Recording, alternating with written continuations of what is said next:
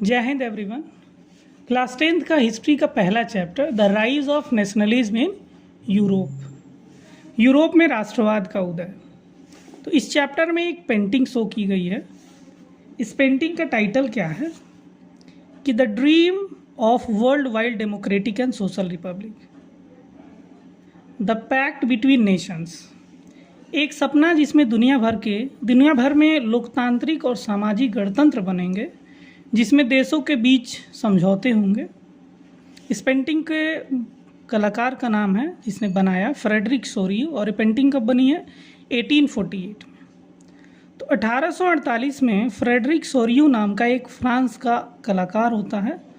वो एक 4 सीरीज़ की पेंटिंग बनाता है, अपने सपने को विजुलाइज करता है, जो सपना देखता है उसको पेंटिंग पर दिखाता है कि world made up of democratic and social republic as he called theme. उसने इस पेंटिंग को एक थीम दिया कि डेमोक्रेटिक एंड सोशल रिपब्लिक, लोकतांत्रिक और सामाजिक गणतंत्र, इस पेंटिंग का थीम उसने दिया। फर्स्ट पेंटिंग का जो प्रिंट है वो ये फिगर है। इसमें ये दिखा रहा है कि लोगों की एक ट्रेन चली आ रही है, जिसमें अमेरिका और यूरोप के लोग हैं, यूरोप और अमेरिका के लोग हैं, आदमी हैं, औरत है, और हर एक क्लास के, हर एक एज के लोग हैं इसमें, जो एक मार्च करते हुए एक लंबी सी ट्रेन के रूप में आ रहे हैं और ऑफ़र कर रहे हैं। एक स्टैचू ऑफ लिबर्टी है, स्वतंत्रता की मूर्ति, उसके सामने अपना सम्मान व्यक्त कर रहे हैं जब इसके पास से गुजर रहे हैं। तो अब आर्टिस्ट दिखाना क्या चाहता है कि फ्रेंच रिवॉल्यूशन के लोग जो पर्सनिफाइड करते थे, वो लिबर्टी जो थी, स्टैचू ऑफ लिबर्टी, वो एक फीमेल फिगर थी, एक महिला की संकल्पना थी, जिसके एक हाथ में एक टॉर्च ऑफ इनलाइटमेंट है, यहाँ पर स्वतंत्रता की कह सकते हैं या निर्वाण की मशाल उसके एक हाथ में है, जबकि दूसरे हाथ में charters of man's and charter of rights of man है, यानी लोगों की स्वतंत्रता का अधिकार का नियम संग्रह है दूसरे हाथ में।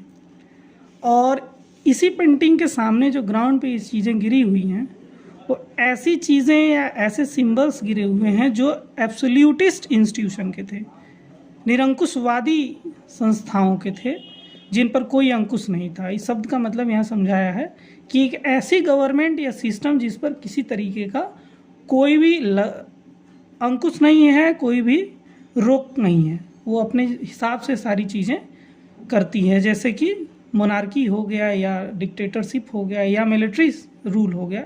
ये सब सेंट्रलाइज पावर होती हैं और जनता को हमेशा रिप्रेसिव रखती हैं, हमेशा दमनकारी होती हैं जनता के लिए। ऐसी सरकार के इंस्टीट्यूशन के, संस्थाओं के सिंबल यहाँ पर लोगों ने त्याग दिए हैं और एक ट्रेन के रूप में उस स्वतंत्रता की मूर्ति के सामने से गुजर रहे हैं। अब ये आर्टिस्ट जो है फ्रेडरिक सोरियो एक विजन लाता है अपनी पेंटिंग में, जिस विजन का नाम है यूटोपियन विजन। यूटोपिया एक संकल्पना, एक रचना है थॉमस मूर की, जिसमें बताया गया है कि एक समाज ऐसा होना चाहिए जिसमें कोई भी बुराई नहीं होनी चाहिए।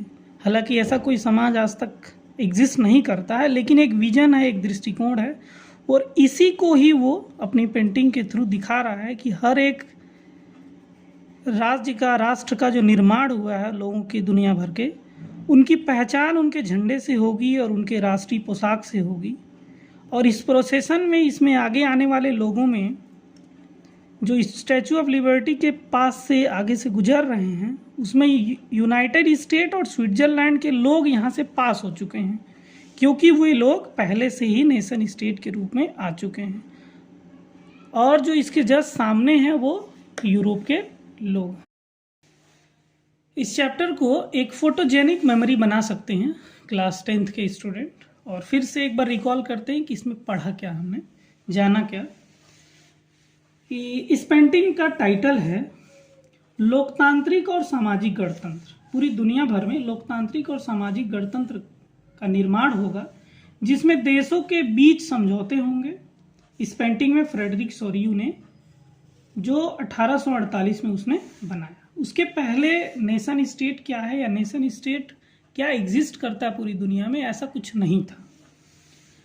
1848 में फ्रेडरिक सोरियू नाम का एक फ्रांस का कलाकार होता है जो एक 4 सीरीज की पेंटिंग बनाता है, जो अपने सपने को विजुअलाइज करता है, प्रदर्शित करता है पेंटिंग में, जिसमें पूरी दुनिया एक लोकतांत्रिक और सामाजिक गणतंत्र के रूप में हो, ऐसा वो दिखाना चाहता है। ये जो पेंटिंग है इसमें लोगों की एक ट्रेन रेलगाड़ी आ रही है जिसमें यूरोप और अमेरिका के लोग हैं, जो हर उम्र और हर वर्ग के लोग हैं। यहाँ वर्ग की बात खास करके फ्रांस के समाज की हो रही है, जो क्लास 9th में था, 3 वर्ग में समाज बटा हुआ था फ्रांस का, उसी की बात हो रही है। हर उम्र के आदमी और औरत हैं जो लोग ट्रेन के रूप में आ रहे हैं और अपना सम्मान व्यक्त कर रहे हैं स्वतंत्रता की मूर्ति के सामने। और इस मूर्ति के एक हाथ में मुक्ति की मसाल है तो दूसरे हाथ में charter of rights of man है, जिसका मतलब होता है लोगों के अधिकार का नियम कानून। इसमें निरंकुश शासन से सहमत संस्थाओं के प्रतीक हैं, जिसको एब्सोल्यूटिस्ट कहा गया है। एब्सोल्यूटिस्ट का मतलब जैसे हिटलर का शासन हो गया, लुई 16 का हो गया, जार का हो गया, इस तरह के शासन को ही एब्सोल्यूटिस्ट कहा जाता है, जिस पर किसी तरह की लगाम नहीं होती, रोकथाम नहीं होता, वो अपने हिसाब से चीज़ों को करते जाते हैं। राजशाही या तानाशाही कह सकते हैं, सैनिक शासन कह सकते हैं, ऐसे लोगों के प्रतीक चिन्ह। और दूसरी बात की गई यूटोपियन विजन की, यूटोपियन दृष्टिकोण की बात की गई है, एक आदर्शवादी समाज की बात की गई है जो बिना किसी भेदभाव का ऐसा समाज होता है, जिसको थॉमस मूर ने अपने यूटोपिया एक रचना में दर्शाया था। एक विजन है और उसी विजन को दिखा रहा है कि अलग अलग समूह में राष्ट्रों का, राज्यों का निर्माण हो रहा है, जिनकी पहचान उनके झंडे से और उनके राष्ट्रीय पोशाक से हो रही है। और इस पेंटिंग में अमेरिका और स्विट्जरलैंड के लोगों को इस स्वतंत्रता की मूर्ति के आगे दिखाया गया है। इसका कारण ये है कि इस पेंटिंग के बनने से पहले यूरोप का एक देश स्विट्जरलैंड और अमेरिका राष्ट्र राज्य के निर्माण में सबसे आगे निकल गए थे, और फ्रांस के लोग तुरंत इनको दिखाया गया कि ये राष्ट्र राज्य के निर्माण के लिए तत्पर हैं।